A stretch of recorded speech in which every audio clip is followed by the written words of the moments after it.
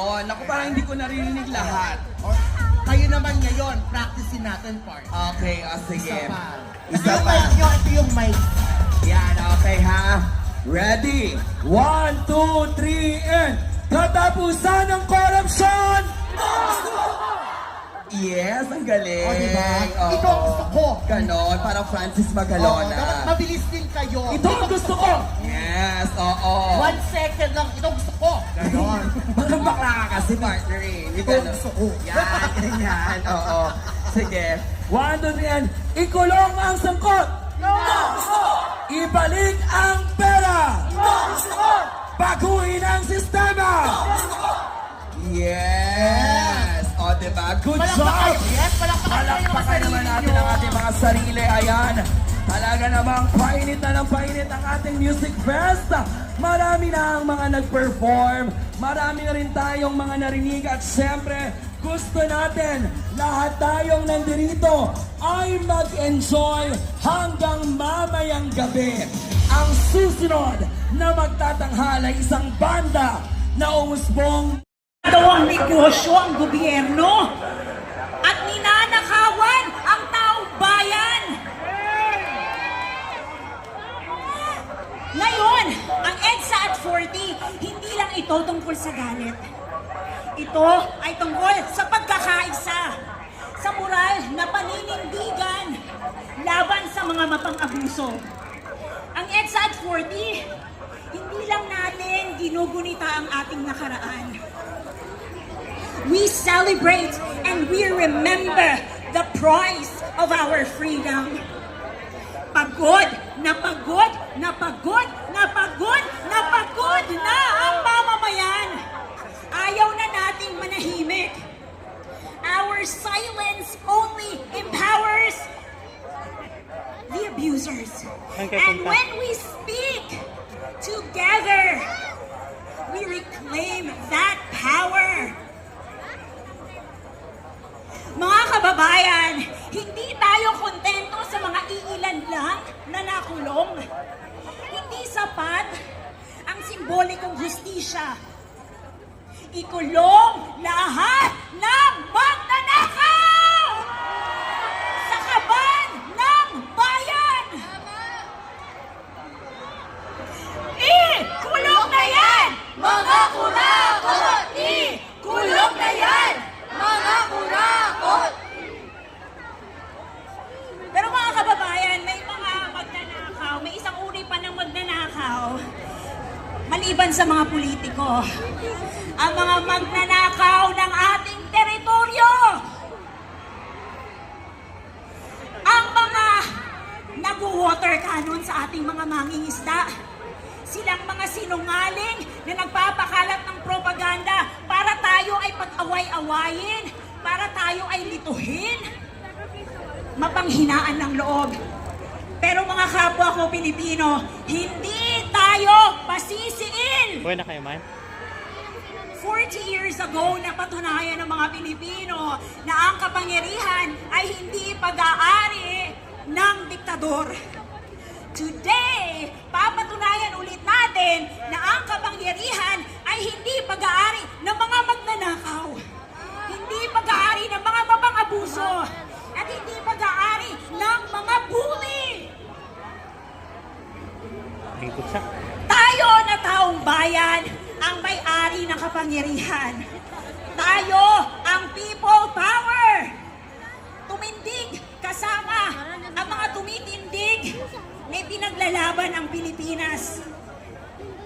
Ako po, si Lovely Granada, tatakbo bilang panggulo sa buhay ng mga kurap at mga gahaman. Ako si Lovely, katulad nyo, ordinaryong Pilipino, tumitindig, kasamang tumitindig para sa bayan. Mabuhay ang Pilipinas! Isa pa, mabuhay ang Pilipinas!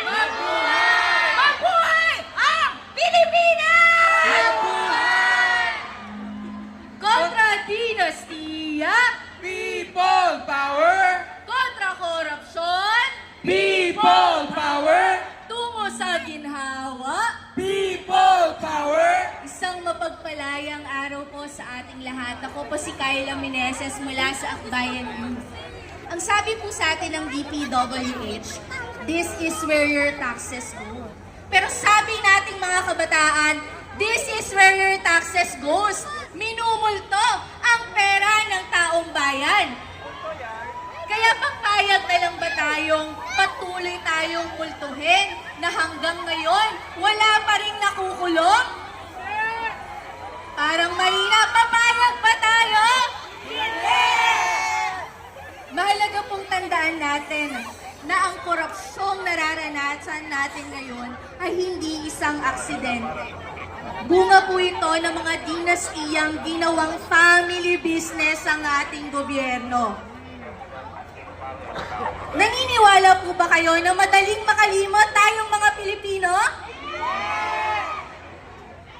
Marahil po marami sa atin dito ang kagaya ko na hindi na pinanganak at naabutan yung nangyari noong EDSA People Power Revolution.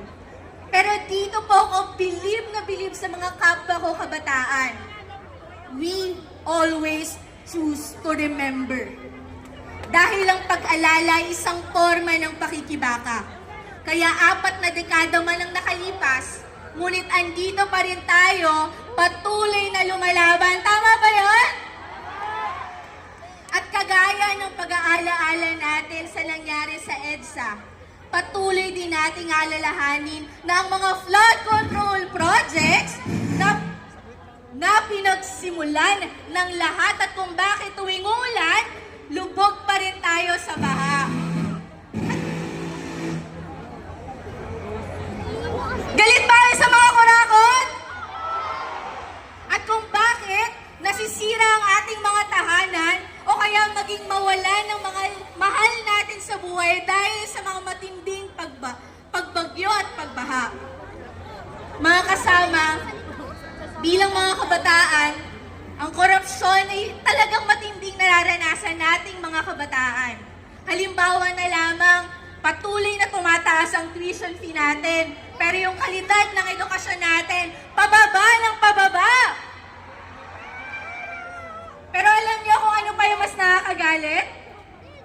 Sadya nilang ginagawang miserable ang buhay natin para manatili tayong dumedepende sa kanila. Papayag ba tayo doon? Ito ay paulit-ulit, isang sihikulo. Bunga ito ng isang mga dinastiyang ginagawang family business, paulit-ulit ang ating gobyerno. Pero isipin ninyo, 2026 na, 4 na dekada na, pero bakit ilang apelyido pa rin ang may hawak ng kapangyarihan? At hanggang ngayon, mapamarsyalo man o pagnanakaw, wala pa rin pananagutan. Kaya ngayon mga kapatid, mga kasama, mga kapwa ko kabataan, nagsasama-sama tayo dahil ang EDSA ay pag-alala sa ating mga kabataan at ordinaryong Pilipino na tayo ang tunay na may hawak ng kapangyarihan. Kaya kayang-kaya rin natin ipanalo mga konkretong pagkuha ng pananagutan, kagaya na lang ng pagpasa ng Anti-Dynasty Bill. Dapat bawal ang kamag-anak hanggang 4th degree. Kaya ang tanong namin sa inyo, will you say yes to Anti-Dynasty Bill? Yes or yes? Yes! Will you fight for a future without political dynasties? Yes or yes? Yes! Ngayong buwan, muli tayong nagsama-sama hindi lang bilang pagpapakita ng isang protesta, kung hindi pagpapakita ng isang pag-ibig na nagumapaw para sa ating bayan. Dahil mga kasama, people power is a love manifested. 40 taon na ang lumipas mula noong 1986, pero alam ko, sa mga kapwa kabataan na kasama ko dito, buhay na buhay sa ating lahat, ang diwa ng EDSA. Tama ba yun? At alam ko din na hindi tayo titigil hanggat ang pangarap na ito ay hindi nagiging realidad dahil ang people power ay ang pinakadakilang patunay na may kapangyarihan ikaw ako, tayo.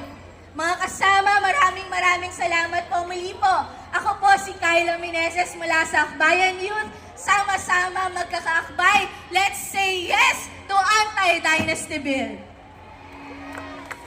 Kontra dinastiya. People power! Kontra korupsyon. People power! Tungo sa ginhawa. People power! Ako po si Adi de Mafelis mula sa Liberal Youth. Ilang buwan na nakaraan mula nung nangyari ang flood control. Nakakagigil, di ba? Nanggigigil pa rin ba kayo? Ang gigil na sinimulan ng kabataan noong first quarter storm na umalab hanggang sa University Belt at Katipunan at ipinagpatuloy mula Session Road sa Baguio hanggang sa Fuente Osmeña sa Cebu at sa Claveria sa Davao ay ang parehas na gigil ng henerasyon natin ngayon sa bawat paaralan, sa bawat pamayanan. Dahil hindi pa rin nawawala ang mga crony, ang mga dynasty, ang mga kurakot. Kaya sabihin natin sa mga yan, alis! Alis! Alis! Na siyang punong ugat na mga problemang nilalabanan, 4 na dekada na ang nakakaraan. Na imbes na patas ang laban para sa maginhawa at saganang buhay, iniitsapwera ang mga mauhusay para paboran ang kultura ng palakasan. Imbes na buo ang tiwala sa lakas ng sambayanan, ay dinadaan pa rin ng mga namumuno sa takot ang kanilang paninilbihan. Tama ba yun? Kaya never again! Isa pa, never again! Na dapat sa isang lipunang kinukurakot, pati ang kalayaan na ma-afford ng bawat Pilipino ang katuparan ng kanilang mga pangarap. Habang pinapakulong natin ang mga kurakot, isabay natin gawing mas affordable ang pagkaing masustansya, dorms, pabahay na mapayapa, internet, tubig, kuryente, jeep at tren na maaasahan. Nasa ginhawa ang tunay na kalayaan. At hanggat hindi pa natin ito dama, hindi pa ito dama ng bawat Pilipino, hindi pa tapos ang ating laban bilang taong bayan. Hindi pa tapos ang people power. Hindi pa tapos ang laban ng kabataan kasama ang masa tungo sa ganap na kalayaan. Muli ako si Adi de Mafelis mula sa Liberal Youth at ang ating panawagan kontra dinastiya, People power! kontra korupsyon, People power! tungo sa ginhawa. People power! Maraming salamat po. Maraming salamat po. Yes, ayan na nga. Maraming salamat kay Lovely